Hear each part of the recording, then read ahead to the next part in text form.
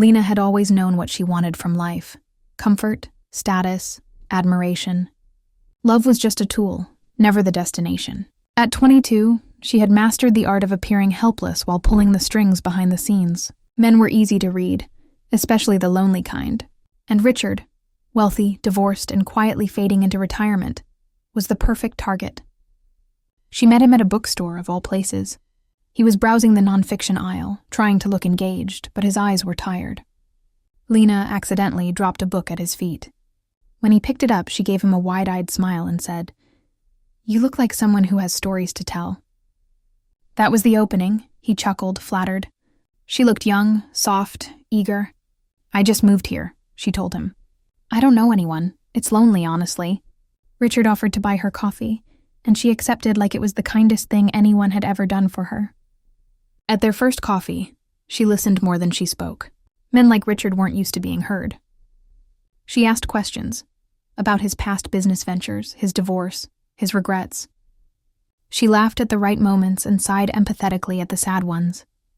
Before the hour ended, she'd learned he lived alone in a glassy high-rise, liked jazz, and missed feeling useful. Lena followed up the next day with a thank you text, then a selfie with a book he recommended, then a message saying, "Wish I could pick your brain again. No one talks to me the way you do." He invited her to dinner. At the restaurant, she wore a modest dress, but let her hair fall loose and added a soft pink lip gloss. She let her hand linger on his wrist when he reached for the wine. She tilted her head when he spoke, her eyes wide like she was absorbing his every word.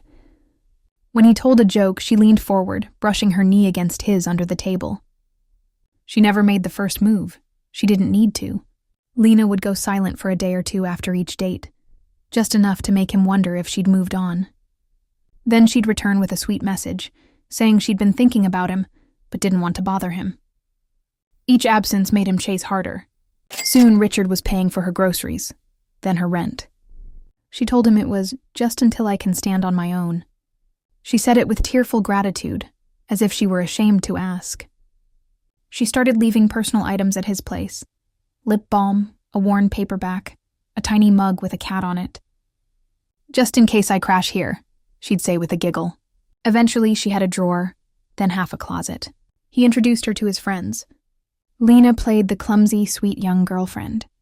She asked his friends about their wives, complimented their home decor, laughed at jokes she didn't understand. Everyone adored her. In private, Richard confessed that he hadn't felt this alive in decades. She kissed him softly and whispered, "You saved me." That night, she let him sleep with her for the first time. Not because she wanted to, but because it was time. Every action was calculated, every touch rehearsed, every tear placed precisely where it needed to be. Soon Richard handed her a credit card, just for emergencies. She used it sparingly at first, then gradually began upgrading her life. Spa visits, designer handbags, private yoga classes. Richard never questioned it. He said, "You deserve it." When he asked her to move in officially, she hesitated just long enough to make him beg.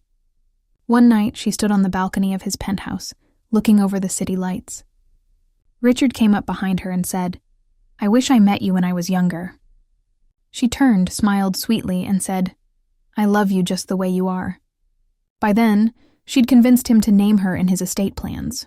She framed it as just-in-case protection, because the world is scary. He agreed. She told him she'd never cared about money. And when he looked into her tear-glassy eyes, he believed it. They got married in a quiet civil ceremony. No guests, just vows and soft promises. She didn't poison him. She didn't cheat. She didn't commit a single crime. She just waited. 2 years later, Richard had a heart attack in his sleep. Lena called 911 with a panicked voice, crying into the phone, screaming for help. She rode in the ambulance. She clutched his hand at the hospital. She whispered, "Please don't leave me." He didn't survive. The funeral was beautiful. She wore black lace and wept gracefully.